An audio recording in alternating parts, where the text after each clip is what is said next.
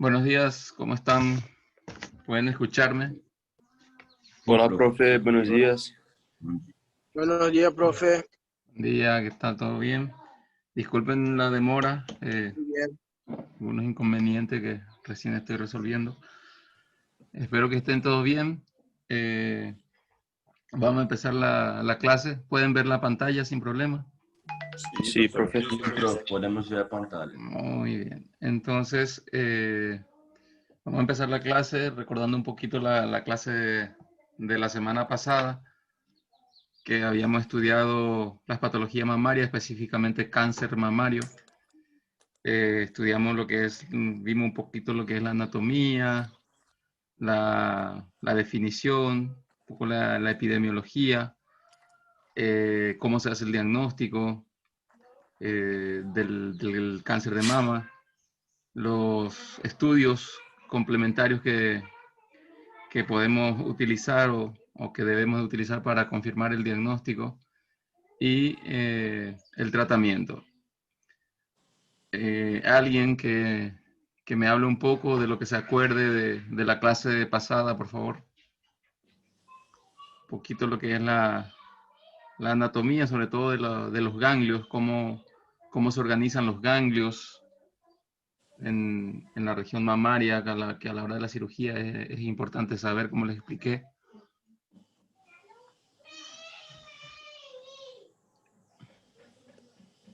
A ver, un estudiante que me diga algo de eso.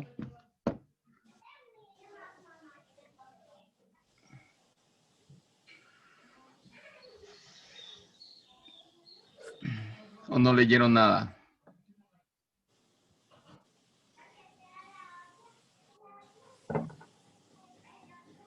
Profe, assim que se localiza um câncer mamário e que vê que ele é maligno, é importante fazer a extirpação de todos os gânglios da região axilar também, ali que o profe ressaltou na aula, porque está tudo interligado ali. Sí. ¿Y cómo se organizan esos ganglios? ¿Cómo por grupo? ¿Cómo es? ¿Se acuerdan de esa parte? Que había un nivel... De nível 1, 2 e 3, né, doutor? Ajá, nivel 1, 2 y 3. ¿Y cómo son esos? ¿Cuáles son los límites?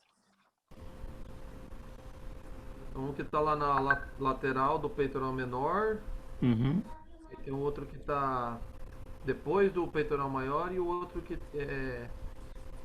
tá entre o menor e os outros gânglios ali laterais. Pero ¿cómo es? ¿Nivel 1 hasta dónde va? Nível 1 vai estar lá no peitoral menor, lateral, mais interno, e o Todo lo que nível está por 2 afuera y la zona y el hueco axilar, todo lo que está en los ganglios que están ahí en esa zona es el nivel 1, hasta el borde lateral del pectoral menor. De ahí, el nivel 2, vai estar lá no músculo peitoral menor, ajá, está atrás del pectoral menor. E o 3 vai estar entre os gânglios e o peitoral menor. Y el nivel 3 está por encima, o sea, medialmente al borde medial del pectoral menor hasta la clavícula y va a comprender también, por lo tanto, los ganglios subclaviculares. Ajá. Y están los otros ganglios que ya no están no forman ninguna parte de, o sea, ninguno de los niveles, porque son menos frecuentes que se afecten, menos de un 5%, que son los supraclaviculares y los mamarios internos. Ajá. Y había un ganglio o un grupo ganglionar que se denomina roster, que va a estar por entre el pectoral mayor y el pectoral menor. ¿Está bien? Muy bien. Les pido 5 minutitos de tiempo, por favor, para empezar la clase, que me están llamando acá y necesito resolver. Ya vuelvo enseguida. Un ratito.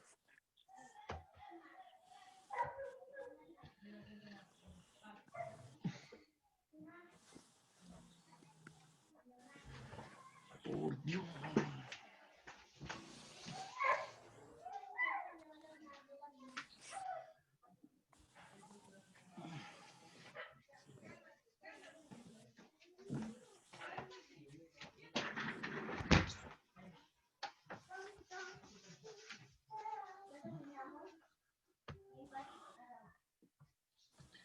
¿Cuál va a poner silencio, Erika?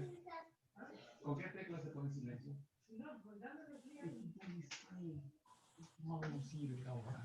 Te voy a enseñar ahora cómo se hace la papa. No sé cómo silenciar.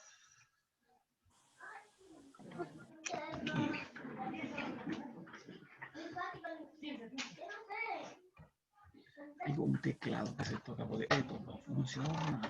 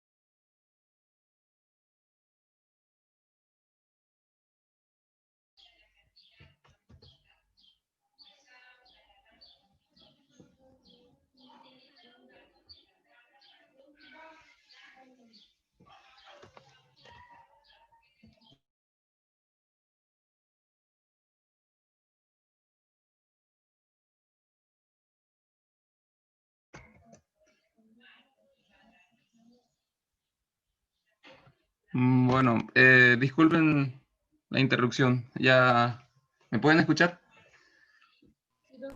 Sí, doutor. Bueno, entonces nos quedamos en la parte de los ganglios de la región de los ganglios linfáticos axilares, que se dividen en niveles entonces, nivel 1, 2 y 3, que son los más importantes. De ahí están después los supraclaviculares, los mamarios internos y el ganglio de Roster, como les expliqué. Entonces,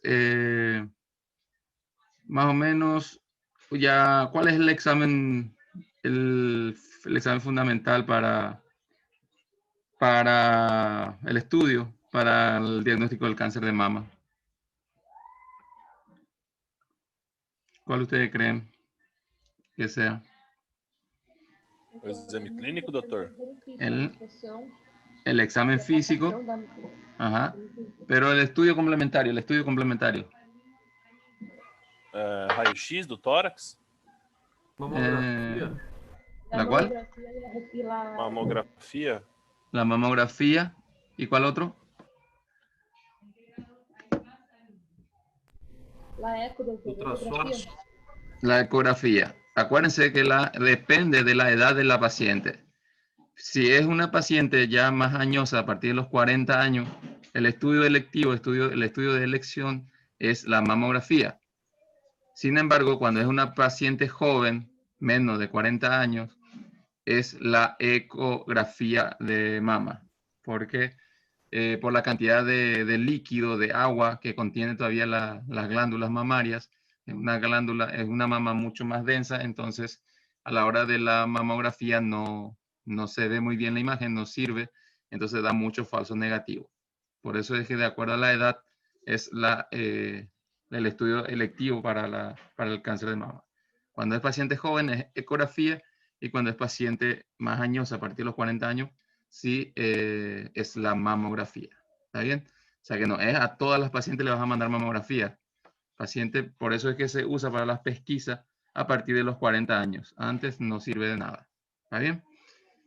Bueno, y el tratamiento ya saben que el tratamiento es quirúrgico y puede tener un tratamiento, o sea, tiene un tratamiento oncológico que es radio y quimioterapia, que puede ser pre o postoperatoria.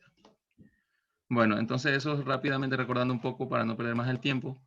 Vamos a entrar al tema de hoy. Vamos a empezar la unidad 11, patología colónica. Vamos a estudiar, tenemos como tema megacolon y dolicocolon. Sobre todo vamos a estar viendo nosotros lo que es el megacolon. ¿Alguien me puede hablar más o menos de estos temas?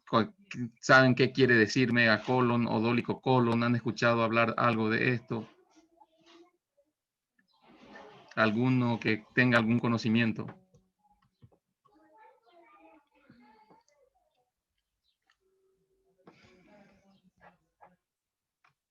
Doutor, esse dolicocolon aí eu nunca ouvi, mas o megacolon é o aumento anormal do intestino, né? Ajá. El aumento anormal, pero aumento hacia dónde? Uma inflamação no cólon transverso, prof. Pero hacia dónde aumenta? ¿Se hace más largo o se hace más grueso? Não sei, professor. Eu acredito que ele aumente de tamanho, né? De diâmetro. O sea, el diámetro es el que aumenta. Sí. Ajá. Ajá. Exactamente. ¿Y cuáles pueden ser la causa de esto, de este megacolon? Algo que hayan escuchado ustedes. Una de las causas, o sea, una de las complicaciones, ya ustedes lo estudiaron, hicieron una tarea de eso.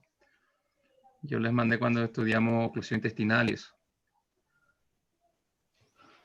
¿No leyeron nada de eso cuando hicieron esa tarea? Não recordo, não, doutor.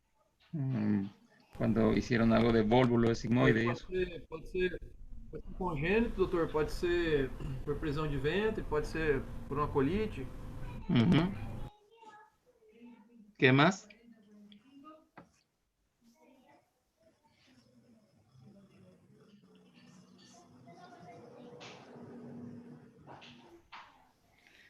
Bueno, entonces, está bien, el megacolon.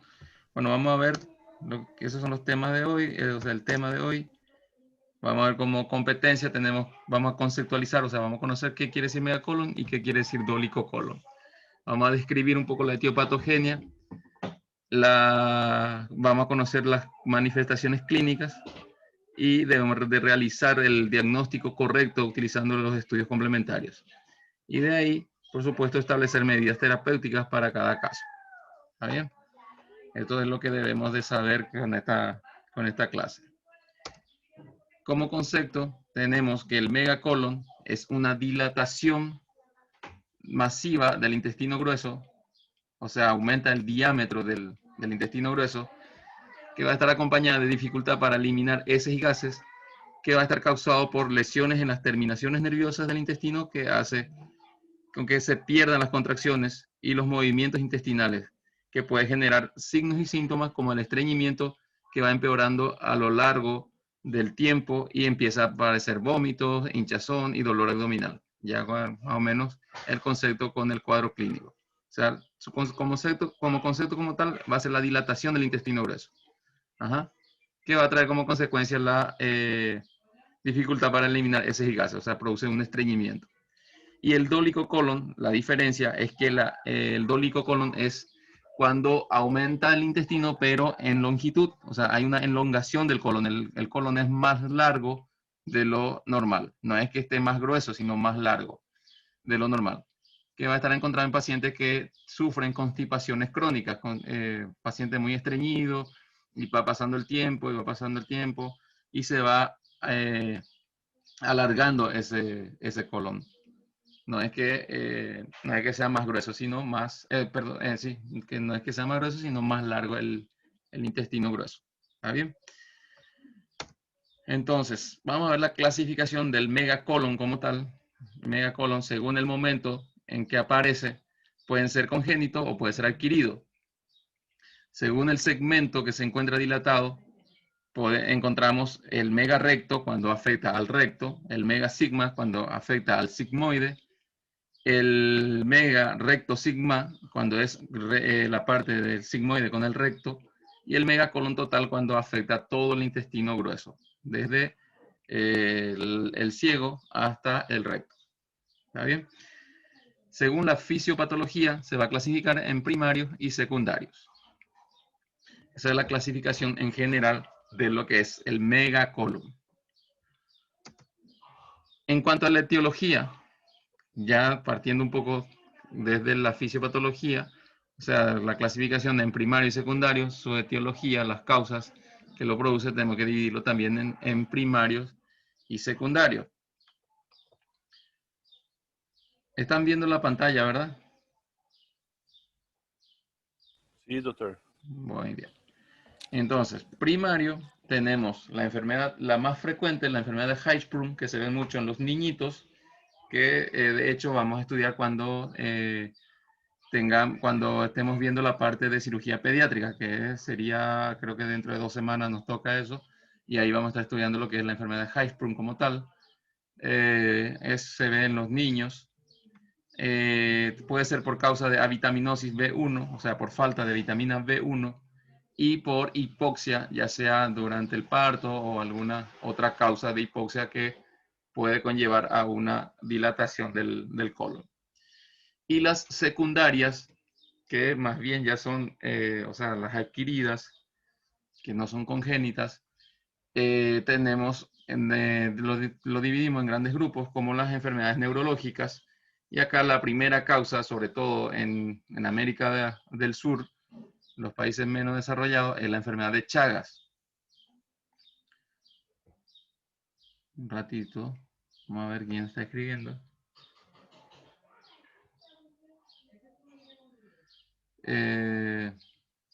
¿Sigue sin poder ver la pantalla, Marcio? ¿O ya puede ver?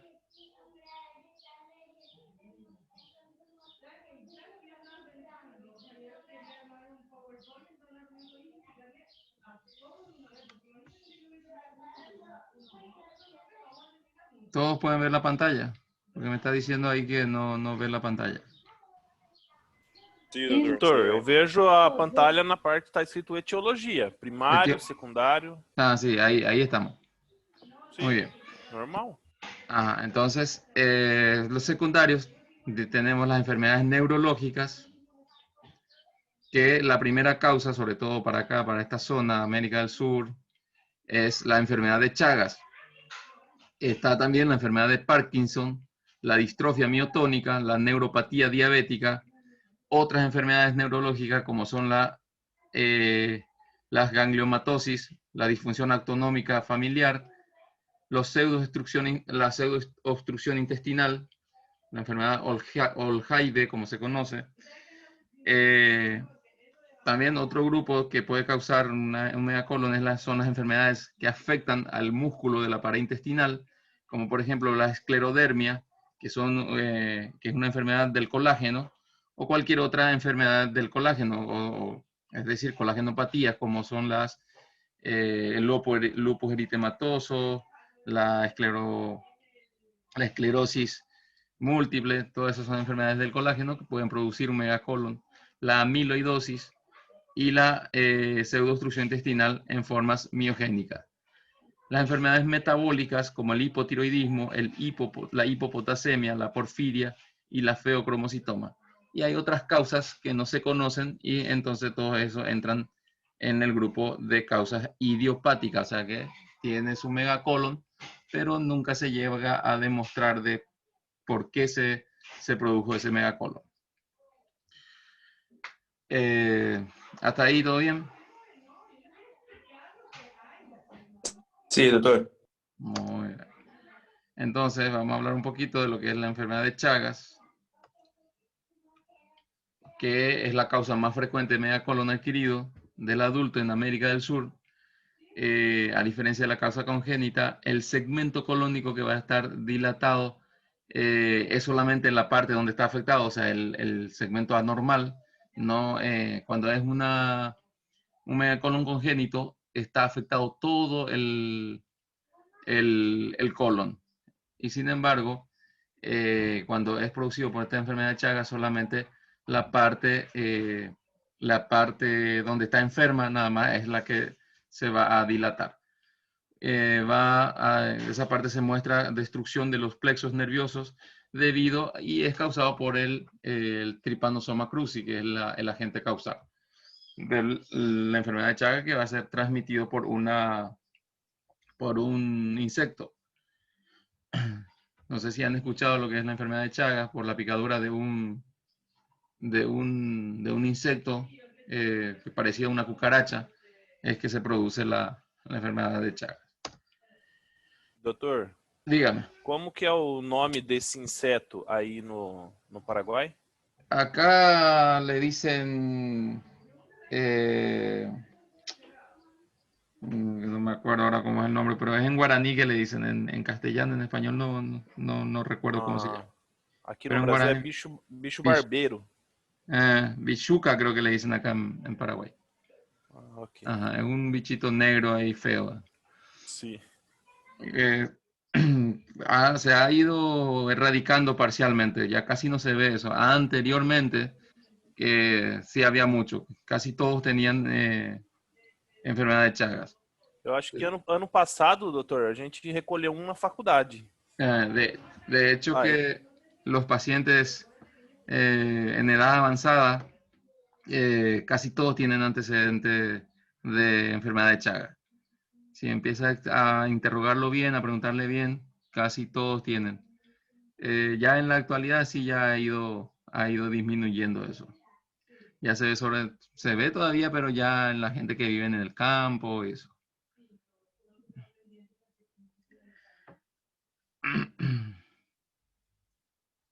Entonces, la etiopatogenia, o sea, cómo se produce esta enfermedad, hay varias teorías que explica de por qué se produce el megacolon en la enfermedad de Chagas. Y de esas hay tres teorías fundamentales. La teoría tóxica, que la describió Fritz y Koverle, que dice que una toxina neurotroparasitaria, o sea, una toxina que libera el parásito, va a producir degeneración neuronal que probablemente afecta a todo el tracto digestivo. La otra es la teoría alérgica, que fue descrito por Okumura, que dice que hay una respuesta inmunoalérgica al parásito o a uno de sus productos, y eso va a producir miocitosis y arteriolitis, o sea, inflama lo que es el músculo del intestino y sus arteriolas, y eso va a hacer que se necrose la subserosa, y de ahí lleva una lesión secundaria de los plexos. Y al dañarse los plexos no le llega la inervación suficiente a la pared, no se estimula la pared y no se contrae, entonces se va dilatando y se comporta como un hilio paralítico.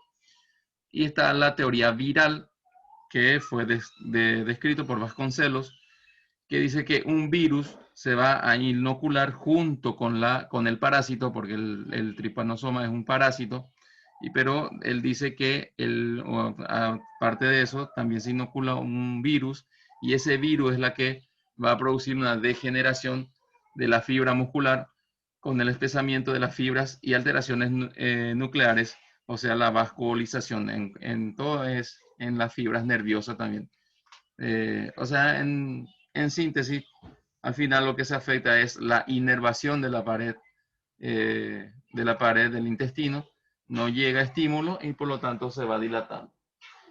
Esas son las teorías, y como todas teorías o sea, ninguno tiene la verdad como tal, o sea, a ciencia cierta no se sabe cuál de las tres tiene la razón, pero si se fijan, casi todas tienen el mismo fundamento al final. Entonces, el cuadro clínico de la enfermedad de Chaga como tal, porque las dos causas más frecuentes de megacolon son la enfermedad de Chaga y el Hirschsprung, pero como les dije, el Hirschsprung no lo vamos a estudiar ahora porque después no nos correspondería estudiar en la parte de cirugía pediátrica. Por lo tanto, hoy solamente vamos a hablar de Chagas. Entonces, el cuadro clínico, el síntoma que va a predominar va a ser la constipación. Pacientes que son constipados crónicos de hace tiempo y que va progresando. Se constipa, después pasa y va aumentando, cada día se hace más estreñido y así sucesivamente va progresando. De semanas, puede pasar una semana constipado y, o sea, una semana sin defecar y después a la semana se va de cuerpo y así, llegando a ser refractaria a laxantes y enemas. O sea, son pacientes que se acostumbran a estar tomando laxante o a ponerse enema, van al hospital incluso, se hacen enema, mejora, va a la casa, pasa 1 o 2 semanas y vuelve otra vez y así hasta que ya no le hace más efecto. Muchos de ellos hacen fecalomas en la ampolla rectal o en el colon izquierdo o lo que es el sigmoide. Hacen fecaloma, o sea, se produce una pelota, una bola de esas heces fecales que se secan y se comporta como si fuera un tumor, y eso lleva a una oclusión intestinal, como habíamos estudiado en clase pasada, de oclusión intestinal. Era una de las causas de oclusión intestinal mecánica, el fecaloma, que se comporta como una tumoración intraluminal, no permite que progrese, entonces va y se impacta ahí. Los pacientes con megarecto puede presentar ensuciamiento, o sea, una pseudo incontinencia por rebosamiento. Va a... Un ratito.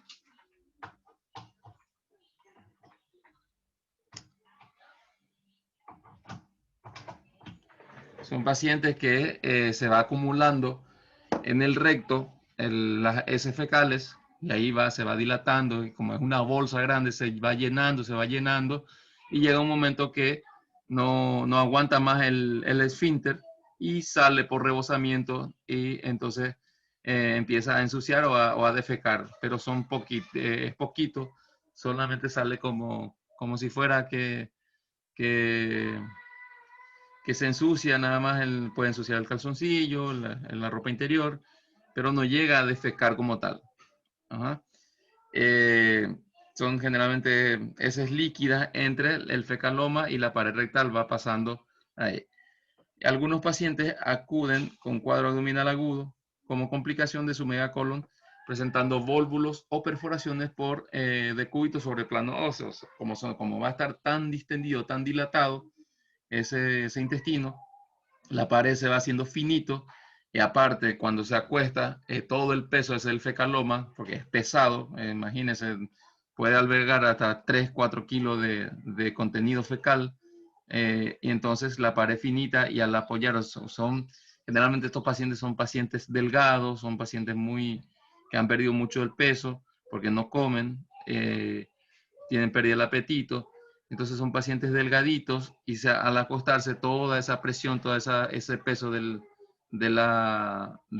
fecaloma o de las heces fecales va y comprime contra la columna vertebral y puede perforar el intestino. Entonces ya viene con una peritonitis, con una peritonitis fecaloidea. Y ya ese sería el cuadro predominante en ese momento, un abdomen agudo quirúrgico. Puede tener vólvulo, o sea, cómo se presenta el vólvulo, con dolor abdominal, distensión, no defeca, todo lo que habíamos visto cuando estudiamos vólvulo, decimos. Al examen físico, como les digo, por lo general son pacientes muy delgados y se les ve el abdomen distendido. Son pacientes que son flaquitos, con ojos hundidos, desnutridos, y lo único que tiene grande es el abdomen, la panza. Bien distendidito, solamente abdomen, parece una pelota, una bola de fútbol. Y entonces la pared del intestino, o sea, perdón, de la pared del abdomen, está tan delgadita, tan finita, que se puede ver movimientos peristálticos del colon. Incluso hay pacientes que dicen que tienen una víbora, tiene algún animal, algún bicho ahí adentro, porque se mueve y se nota, se ve recta, así como si fuera una víbora, y es el colon que está distendido, y eso es lo que se observa, porque la pared es tan finita, tan delgada, que se puede ver. Son pacientes que tienen protrusión del ombligo, se puede ver borborismo. En ocasiones se puede palpar una masa dura, pétrea, que es el fecalosma, o sea, la materia fecal que va a estar endurecido. Se comporta como si fuera un tumor. Uno cuando lo palpa, lo toca, parece un tumor, una pelota que tiene ahí, y es ese fecal que está endurecido, que no avanza. Y es importante hacerle a estos pacientes un tacto rectal, donde se va a palpar el fecaloma dentro de la ampolla en caso de que haya fecaloma, y cuando es sigmoideo se puede palpar la masa a través de la pared rectal. El diagnóstico se va a hacer a través de la anamnesis, o sea, el interrogatorio, donde tenemos que ver antecedentes de preguntarle bien a estos pacientes su antecedentes de la enfermedad de Chagas. La mayoría te dicen que son pacientes que conocen que tienen Chagas, entonces ahí ya te va orientando ya de que tiene un megacolon a punto de partida de una enfermedad de Chagas. Y aparte de eso, los síntomas actuales que va a presentar. Son pacientes que generalmente presentan cambios en el hábito evacuatorio. O sea, como le dije, pasa una semana estreñido, puede hacer la caca normal, pasa otra vez otra semana, o pasa una semana entera sin ir al baño, va una vez dentro de 2 semanas, un poquitito, incluso tiene que ponerse laxante, enema, y así va alternando. Hay que preguntarle bien también si recibió algún medicamento, por lo general, como les digo, son pacientes que utilizan mucho lo que son los laxantes. Y el antecedente epidemiológico de Chagas, como le dije. El examen físico que ya vimos, tenemos que ver la inspección y la palpación del abdomen, en dependencia del estado en el que está. Si es un paciente que ya viene con un abdomen agudo quirúrgico, o sea, un megacolon complicado, ya va a tener dolor abdominal, ya puede tener cuadro séptico, el abdomen va a estar peritoneal, y toda esa historia que ustedes ya conocen. Y confirmamos nuestro diagnóstico, nuestra sospecha diagnóstica con los exámenes complementarios. tenemos que hacerle exámenes de laboratorio a todos estos pacientes que ya sospechamos. Lo primero que tenemos que pedirle es una serología para Chagas. A pesar de que algunos pacientes ya te dicen, hay que confirmarlo, y si no te dicen, no recuerdan, no sabe que tiene Chagas, con más razón todavía, se le debe de pedir una serología para Chagas, da positivo, y ya por ahí ya tiene la sospecha de que, o sea, la causa de megacolon. Test de función tiroidea, buscando causa también, porque acuérdense que una de las causas de megacolon es el hipotiroidismo. Hay que pedirle también dosificación de calcio iónico, porque una hipercalcemia también nos lleva a un megacolon. La glucemia y por supuesto los demás complementarios como el hemograma para saber su estado general, si hay leucocitosis, para ver cómo está su hemoglobina, ionograma, gasometría, entonces en caso de para ver cómo está el medio interno, si no es un paciente complicado, porque esto es lo más seguro que haya que llevarlo a quirófano a estos pacientes y por lo tanto tenemos que saber cómo está su estado general. Los exámenes imaginológicos que nos va a ayudar al diagnóstico es el rayo X simple de abdomen, de pie o en el decúbito lateral, como vimos en oclusión intestinal mecánica, por lo tanto esta parte no perder mucho tiempo en esto. Ven que va a estar muy dilatado el colon y va a ser colon, intestino grueso, por lo tanto va a estar en los márgenes, o sea, ya sea acá lateral, acá arriba, que es el transverso, y el sigmoide. Acuérdense que cuando es una oclusión de intestino delgado, la distribución es en el medio, no en la periferia. Y más bien, más que dilatación de colon, lo que se ve es predominio de heces fecales adentro del intestino. Ajá, no es un nivel, no tiene un nivel hidroaéreo, no tiene gas que predomina sobre el líquido, como pasaba en la oclusión intestinal mecánica, sino el intestino está lleno de heces fecales que no puede progresar, se comporta como un hilio paralítico, no puede progresar porque el intestino, la pared del intestino no se contrae. Está muy dilatado nada más y se va llenando, se va cargando, se va cargando, se va cargando de heces fecales y entonces predomina esas heces fecales. Y el otro estudio fundamental es el colon por enema. Colon por enema que no se usa mucho porque es un poco difícil, porque hay que preparar al paciente, porque es un paciente muy estreñido, está lleno de heces fecales, entonces hay que limpiar todo eso primero, hacerle un colon, un enema evacuante y después hacerle su rayo X. Entonces lleva más trabajo. Entonces con el rayo X simple, más el antecedente, más el examen físico, ya usted puede tener el diagnóstico. Y los otros exámenes invasivos, ya para saber sobre todo la causa o el nivel de la dilatación, son se le debe realizar a todos estos pacientes una rectosigmoidoscopía o una videocolonoscopía si es posible. El rectosigmoidoscopía, como su nombre lo dice, va a ver el recto y el colon sigmoide nada más.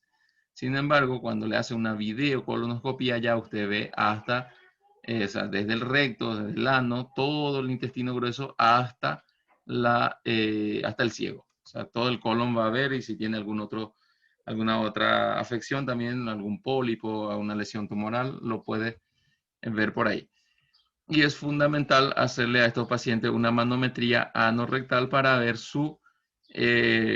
la capacidad de su esfínter anal, y de acuerdo a eso es el tratamiento definitivo, el que es el tratamiento quirúrgico, que esa parte no les corresponde a ustedes. Entonces, el tratamiento es tratamiento médico y tratamiento quirúrgico. Sobre todo, se empieza con un tratamiento médico. A estos pacientes se les debe de poner en dependencia del estado en el que vienen. Si es un paciente que son estreñido, crónico, se le va poniendo laxante, se le hacen enemas, se le manda una dieta rica en fibras, mucho líquido, y después ir evaluando al paciente hasta ir preparándolo para una cirugía, porque su tratamiento definitivo es quirúrgico. Hay que extirpar esa parte del colon y hay varias técnicas quirúrgicas que todavía, como le digo, no le corresponde todavía en esta materia.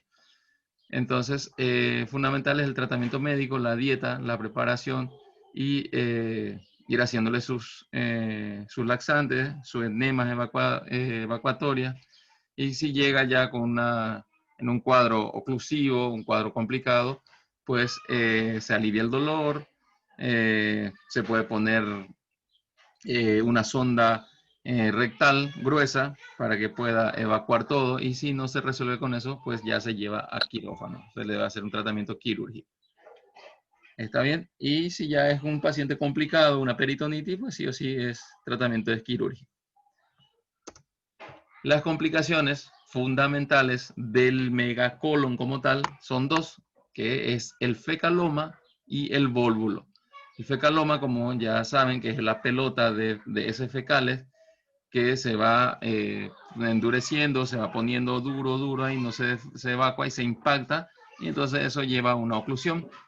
El vólvulo también, como es un colon muy dilatado, muy grueso, muy grande, se mueve y entonces se va torciendo y eso hace que se volvule. Ustedes ya saben lo que es un vólvulo, se tuerce ese intestino y entonces al final termina produciendo una oclusión intestinal. Y entonces las complicaciones generales de esa oclusión intestinal, o sea, de este fecaloma o del vólvulo, son las mismas complicaciones de las oclusiones que ya habíamos visto, que puede llevar a una perforación, puede llevar a una peritonitis, una alteración del medio interno, puede llevar a un shock hipovolémico, una acidosis y todas esas complicaciones que ya habíamos estudiado. Pero del megacolon como tal son el fecaloma y el vólvulo sigmoide. ¿Está bien? ¿Alguna duda? ¿Entendieron hasta ahí? Tranquilo, doctor. ¿Algo que quieran aportar? ¿Algo que quieran aclarar? Nada. Bueno. Entonces, dígame. Os fecalomas são igual aqueles dos fecalitos na diverticulitis lá? Más o menos, pero el fecaloma es la S fecal, la misma, las S fecales que no se pueden evacuar porque el intestino no trabaja, la pared del colon no le llega la inervación y entonces no se contrae, se va dilatando, se forma una bolsa y es como que a una bolsa usted agarra y le va metiendo, lo va cargando y hasta se va llenando, se llena y se forma una pelota, como una pelota, se seca esas heces fecales y eso es lo que se conoce como fecaloma, es un tumor, se comporta como un tumor, pero es todo heces fecales, es caca nada más lo que hay ahí. Ajá. Y entonces eso se impacta ahí, no pasa, no deja pasar más nada, no puede expulsar ni gases y se comporta como una oclusión intestinal mecánica por una obstrucción en la luz intestinal. ¿Está bien? Está bien. ¿Alguna otra pregunta, algo que quieran aclarar?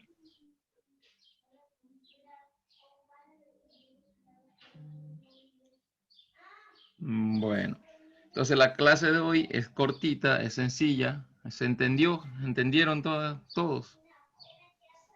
Espero que sí, porque es una clase bastante sencilla, bastante fácil. Entonces, sin más, acá les dejo la bibliografía para que refuercen esto en el Mariano Jiménez, en el capítulo 50, o cualquier otro libro de cirugía que ustedes tengan a mano. Pueden leerlo y reforzar sus conocimientos. ¿Está bien? Por mi parte, eso es todo lo que yo le tenía preparado para hoy. Una clase sencilla, una clase corta. Les agradezco su atención. Si no tienen ninguna duda, quiero orientarles una tarea para la próxima semana que quiero que me hagan, ustedes que me preparen los temas y les toca a ustedes ya otra vez hablar. Ajá, porque ya llevo yo 3 clases seguidas hablando y ustedes no. Entonces les toca a ustedes ya otra vez hacerme una exposición del tema, si les parece. ¿Está bien? Bien, profe. Bueno, ya les voy a... Me esperan un ratito, voy a ver el tema.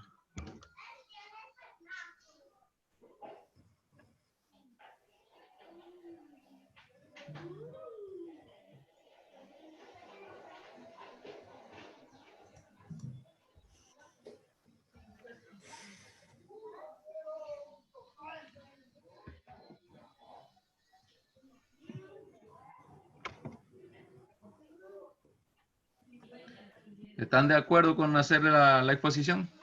¿O hago yo otra vez la clase? Le voy a dar el tema ahora, pues estoy un ratito, voy a buscar acá.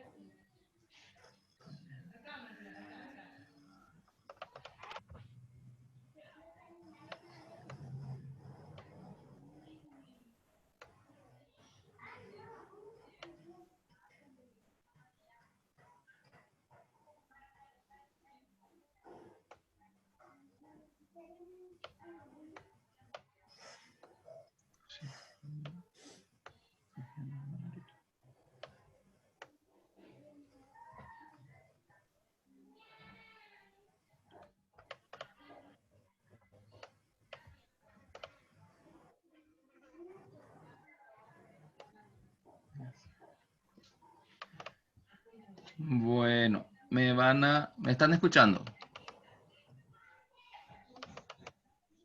Sí, profe. Bueno, me van a hacer de patología anorrectal. Se van a dividir ahí los temas. Van a ver lo que son todas las patologías anorrectales, las hemorroides, las fisuras, cómo se clasifican. Todo eso me van a preparar por grupo. Ustedes ya tienen su grupo, ustedes divídanse como mejor entiendan. Me preparan el tema y el próximo miércoles van a exponer. ¿Está bien? Bien, profe.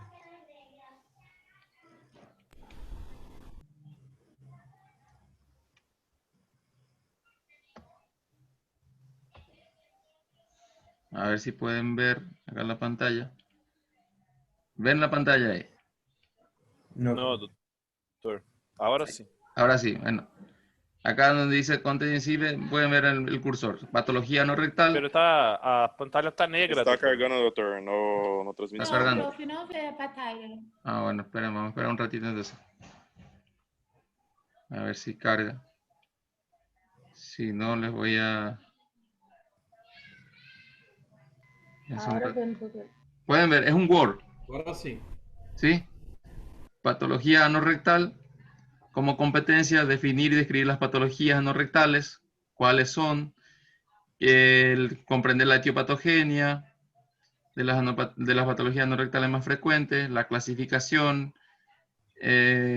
describir, por supuesto, las manifestaciones clínicas, el diagnóstico y las medidas profilácticas y terapéuticas para cada caso, o sea, el tratamiento, cómo se puede prevenir y cuál es el tratamiento médico, el tratamiento quirúrgico y el tratamiento médico, las medidas generales. ¿Está bien?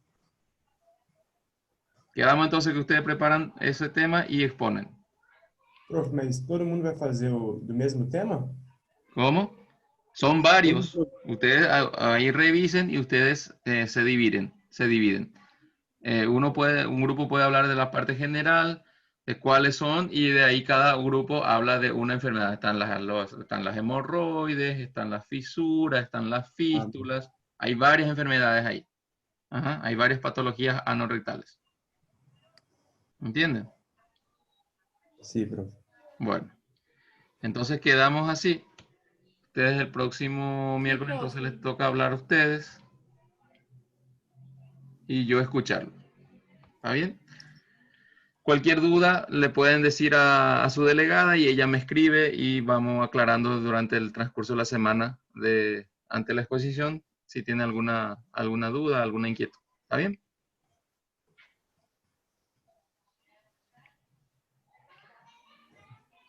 Sí, doutor. Está bien. Bueno, ¿no tienen ninguna pregunta, ninguna duda? Bueno, entonces por hoy terminamos. Muchas gracias por su atención y nos vemos el próximo miércoles. Valeu, doutor. Até mais.